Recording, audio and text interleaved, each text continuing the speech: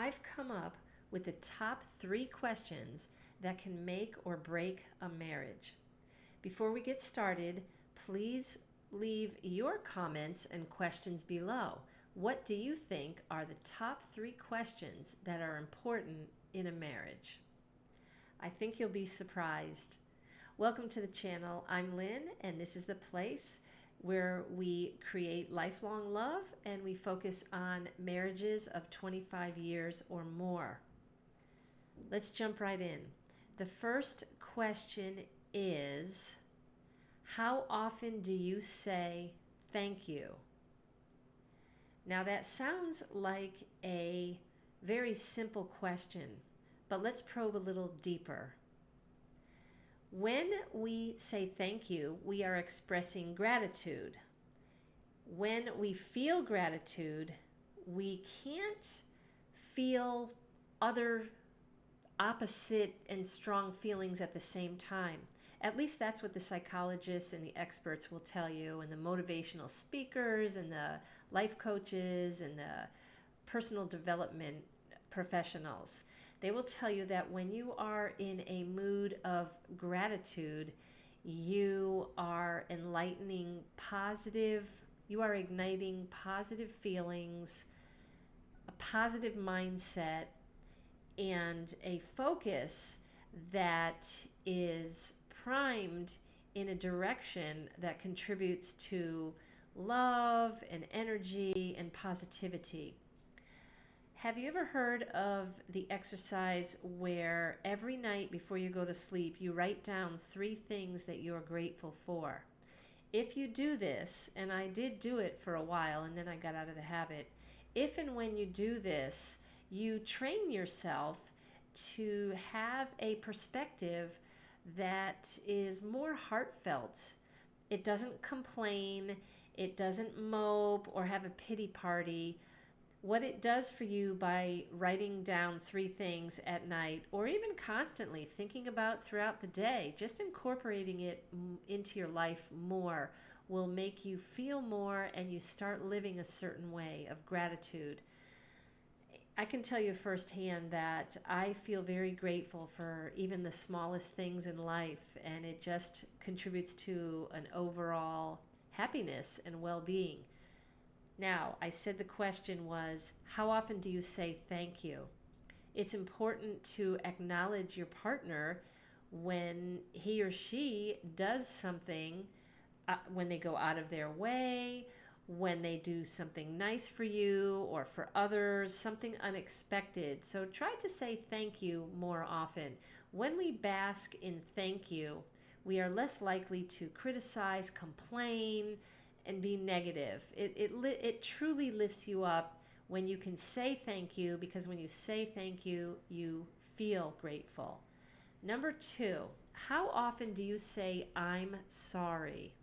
When we say those words, I'm sorry, not just, oh, sorry about that, oops, sorry. When you say I'm sorry, when you put the word I into it, you are taking responsibility. And lots of times when you listen to people complain about things, it's complaining about someone else. They're not taking responsibility for their part in the situation. So when we say I'm sorry, it gives us a chance to reflect and take accountability and ownership of something that you did that was not pleasant for somebody else or that they didn't receive. And again, it comes with awareness, being aware that you did something to upset somebody. I'm sorry are very important words. Some people ignore. Some people just ignore and hope things will go away. Well, things won't go away. So start thinking about, how often do you say thank you and how often do you say I'm sorry? The third question I'd like you to think about today is, how often do you laugh together? Sharing a joke together, sharing laughter together. Now, each of you separate can laugh with other friends or other people, but how often do the 2 of you laugh together? This is very important.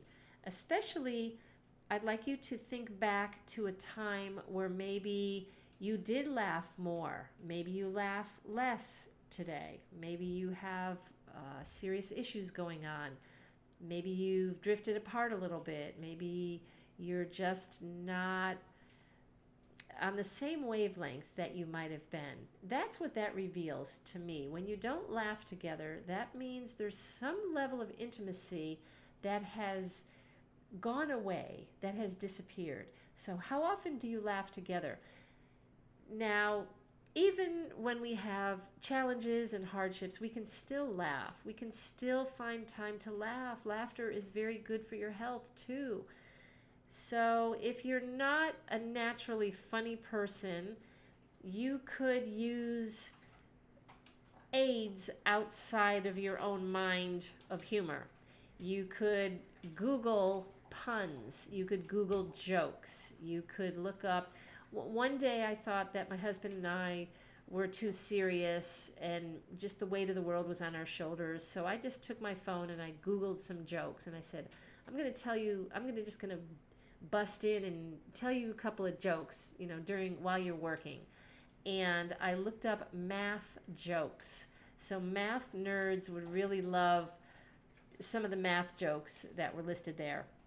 You can also use YouTube and just reach out to comedians.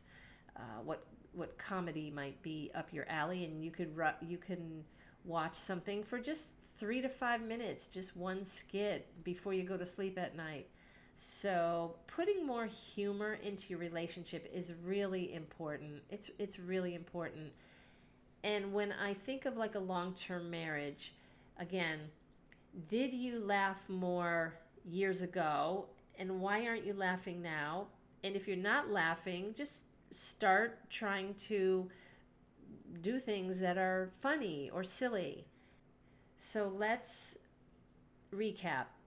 The first one is, how often do you say thank you? The second one is, how often do you say I'm sorry? And the third one is, how often do you laugh together?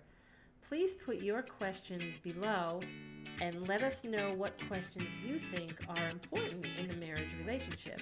So have a great day and make your marriage great.